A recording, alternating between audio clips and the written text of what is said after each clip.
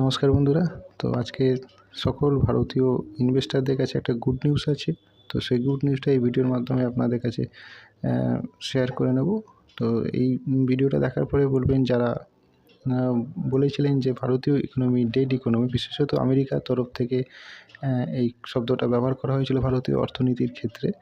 তো ভিডিওটি দেখার পরে আপনার কমেন্ট বক্সে কমেন্ট করতে পারেন যে ভারতীয় ইকোনমি ডেড ইকোনমি না এখনও পর্যন্ত ডেড হয়নি, যে ভারতীয় ইকোনমি প্রোগ্রেসিভ ইকোনমি। তো যে রিপোর্টটা গতকাল হয়েছে, জিডিপি Q2 এর রিপোর্টটা আউট হয়েছে গতকাল মার্কেট বন্ধ হওয়ার পরে। তো যে রিপোর্টটা দেখা যাচ্ছে যে যে অনুমানটা করা হয়েছিল Q2 এর জিডিপি 7.3%, দেখা যাচ্ছে অনুমানকে বিট করে প্রায় 1%, 8.2% কিন্তু জিডিপি রিপোর্ট এসছে। এটা কিন্তু কেউই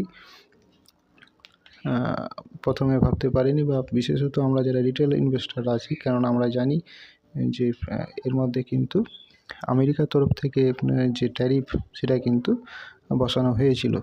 তো তার ফলেও দেখা যাচ্ছে যে গতবার Q1 যে জিডিপি ছিল সেটা হচ্ছে 7.8, এবং Q2 দেখা যাচ্ছে তার থেকেও ভালো পারফর্ম করে 8.2%, অর্থাৎ প্রায় 5.5% কিন্তু 0.4% কিন্তু জিডিপি বেড়েছে Q1 থেকে, অনুমানের থেকে প্রায় 1%। এর থেকে বোঝা যাচ্ছে যে ভারতীয় অর্থনীতি কতটা পজিটিভ আছে।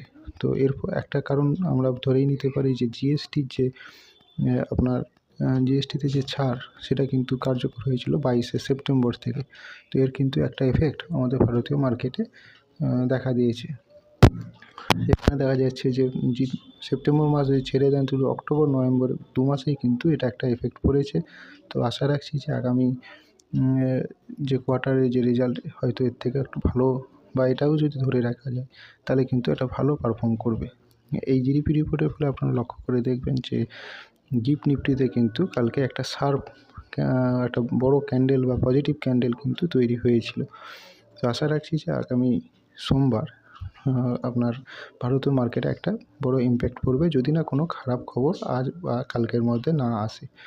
শুধু জিডিপি রিপোর্টই নয়, যেটা দেখা যাচ্ছে যে ম্যানুফ্যাকচারিং, সেখানেও দেখা যাচ্ছে আগের বারে ছিল 8.1%, এবারে হয়েছে 1.9%, এবং কনস্ট্রাকশন সেক্টরেও দেখা যাচ্ছে বেড়েছে। তার সাথে সাথে টারশারি সেক্টরেও কিন্তু জিডিপি বেড়েছে। শুধু একমাত্র মাইনিং সেক্টরটা একটু সামান্য হলে ডাউন হয়েছে 0.04%, আর বাদ বাকি এগ্রিকালচার বলুন, কনজামশন, প্রত্যেকটাতে কিন্তু গ্রো করেছে। তো আজকের ভিডিওটা এই ইনফরমেশনটা দেওয়ার জন্য ছিল। যদি ভিডিওটি ভালো লেগে থাকে তাহলে লাইক করতে ভুলবেন না।